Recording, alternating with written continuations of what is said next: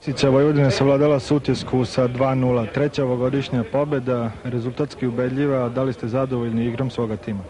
Pa zadovoljno sam, naročito sam bio zadovoljan u prvom poluvremenu kad smo igrali izvanredno.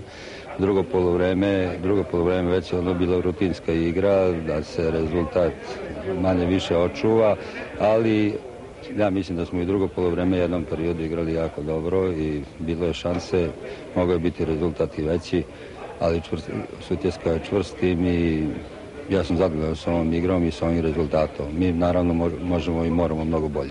Očekuje se naravno još teških utakmica, međutim ipak je postala razlika u igri u prvom i drugom poluvremenu. Zbog čega?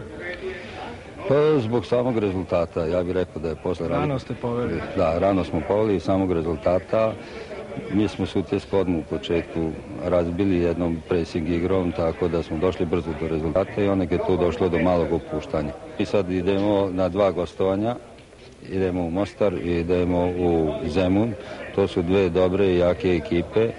Nećemo se predavati, nadamo se da ćemo iščupati bar još 2 boda od te 2 utakmice. I u današnjoj utakmici jedan od najboljih u ekipi Vojvodini bio je Zoran Kuntić, ovogodišnje pojačanje iz Spartaka. 2 vaše akcije, 2 gola. Da li ste zadovoljni igrom? Pa zadovoljno sam, mada ja mislim da možemo mi mnogo bolje. Pokazalo se u današnjoj utakmici da mi kada ne dozvolimo protivniku da igra, dakle da igramo taj presing na sredini terena, da oni gotovi ne mogu nam ući u šansu.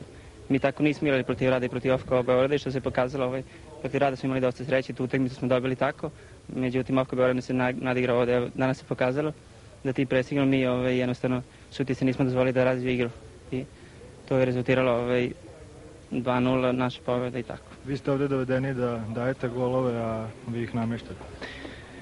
Pa dobro, znate šta, ja sam rekao, ja ne moram dati nijedan god do kraja, neka mi pobeđujemo, neka mi svoj plan, neka da ko hoće, mislim, mi naš plan ispunjujemo, barem u ciklusu 4.